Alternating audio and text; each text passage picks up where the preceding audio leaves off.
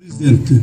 Sen kimsin? Sen kimsin de prezidentke ушундай söz айтып чыгып тур. Айтууганда өзүбүздүн президентибизди Акыркы сааттагы кабарларды өз убагында билгиңиз келеби? Анда видеого бирден лайк басып, подписаться деген кнопканы баскандан соң жанындагы коңгурочону сөз түрдө баса кетиңиз.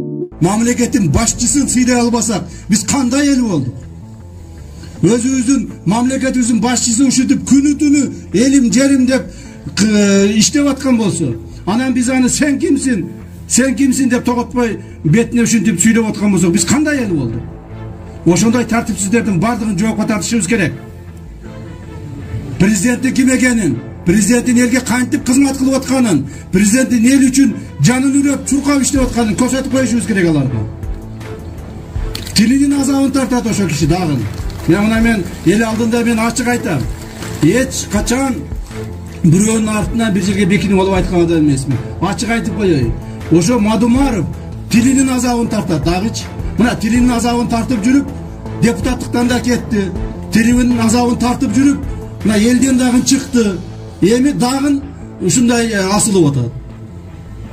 Ошондуктан мен айтарым, ар бирибиз өзүбүздүн тилибизге ээ болушубуз керек.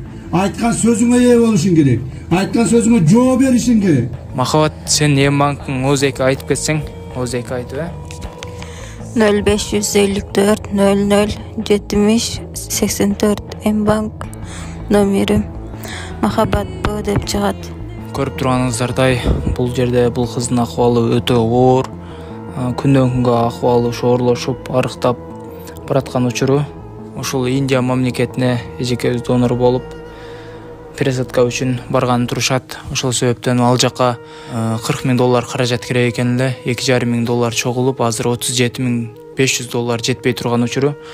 Келиңиздер, туугандар, 100,000 деген, 200,000 деген адамдар көрүп атат. Кайдыгер карабай өтүп кетпестен, ушул кыз үчүн колуңуздардан келген ыхсаныңыздарды берип кетиңиздер.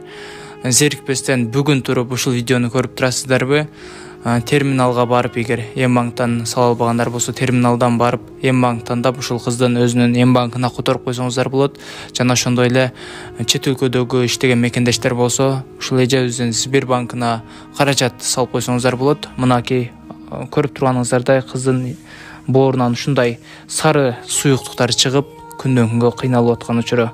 Мен сиздерге 2024 жылдын 8 ноябры бул 5-күн жума күн болот экен. Ошол күнү сиздерге отчет кылып туруп, дагы бир жаңылыктардан видео кылып чыгарамын. Ошол аманатыңыздар бүт бардыгы келип түшүп атат, кызга дагы, эжеге дагы.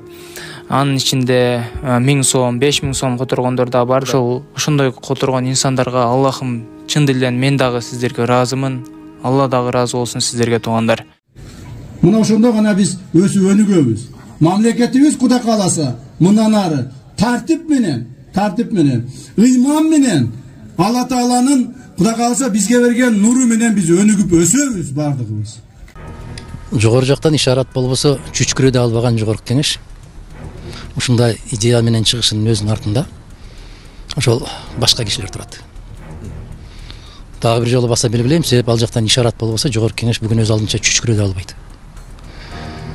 Экинчиден, эмне үчүн ошол өзгөртүү керек деген жүйөсү мага түшүнүксүз. Кечээ 2 күндөн бери ушундай бир ар кандай маалыматтарды мага жиберишип, ар кандай бир пикир алышуулар болуп атат. Сөзсүз түрдө бирдеме тоскоолдук кылат да, бир колдон келбеген иш болуп калса, бирдеме шылтоо табыш керек. Муну ырымчылдык деп коем. Анан тайыздык деп коем. Анан кечеки тарыхка таптакыр сыйырматтын жоктугу деп ойлойм. Кечеки ата бабаларыңа, кечеки басып өткөн жолуңа таптакыр кайдыгер аларды чийип салып, алам мен келгенден башталды деген бир жаңы баракты ачуунга болгон аракет катарында баалашыбыз керек. Кимдин кандай тиешеси бар? Же мына желекти өзгөртүштү, бирдеме өзгөрдү, желектин кандай тиешеси бар? Анда күнөө жок да, желекте күнөө жок да. Бул ким? Ошол 92-жылы жогорку кеңештин 12-чакырылышы 350 депутат менен кабыл алынган. Ким? Бул текст, бул сөз, бул Куран. Эми дагы бир жарым айдан кийин 32 жыл болот экен. А сиз билесизби, Япониянын гимнине канча жыл болду? 1000 жыл болду. Грециянын гимнине билесизби канча жыл болду? 200 жылдан ашты. Франциянын гимнине 230 жыл болуп атат. Американын гимнин карап көрүңүз. Мына ошол мисалы Япония 1000 жылдын ичинде не деген тарыхты баштан кечирди. Императорларды баштан кечирди. Жарандык согуштарды баштан кечирди. Ядролук атомдук бомбанын жардыруусун баштан кечиришти. Ушул гимндин алдында болду эле муну жоготушубуз керек деп ырымчылыкка барган жок да. Жиреги деле ошол бойдон турат. Испанияда сөзү жок гимндин. Ага да бир 200-300 жыл болуп атат. А эмне сөз жазып коюуга акылы жеткен бир акын жокпу Испанияда? Жок, бул салт. Бул тарых. Сөзү жок. Ушул кезге чейин Испаниянын гимнин сөзү жок. Франциянын гимнин караңызчы. Кандай керемет дүнүйө тааныйт. А сиз билесизби кайдан пайда болгон ал гимн? Бул Марсель шаарынан келаткан бир аскер ротанын же бригаданын, батальондун ошол жолдо баратканда ырдай турган ыры. Ошон үчүн Марсельеза деп аталат. Марсельдик ыр. Аны менен королго да каршы күрөш болду, республиканы орнотушту, кайра төңкөрүштү, башка болду. Бирок ага эч ким тийген жок. Себеп бул салт, бул тарых. Анан муну отурган үйдү өзгөртөм, желегимди өзгөртөм, анан гимди өзгөртөм деген бул баягы ырымчылдык. Анан экинчиден бир элдин көңүлүн башка жака буруу. Депте бир нерсе менен алаксыздуу. Караңызчы, мына Америкадагы ак үйдүн курулганына канча жыл болду билесизби? Дүйнөдөгү кубаттуулук жагынан, экономика жагынан биринчи турган өлкө. Эмне аларда каражат жокпу? Бир жакшынакай кылып зыңкыйган дүйнөнү башкарып аткан мамлекет. Ошол 200-250 жыл баштагы курулган. Биз болгонбуз кыргыз депутаттары ак үйдүн ичинде, Вашингтондо.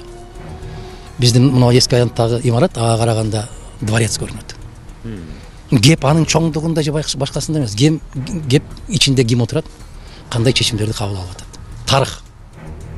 Ошон үчүн ал турат. Же Лондондун Даун-стрит 10 имаратын караңыз. Кандай имарат? Жүздөгөн жылдар бою. Ондогон Черчилль отурду, Чемберлен отурду, кимдер гана отурбады.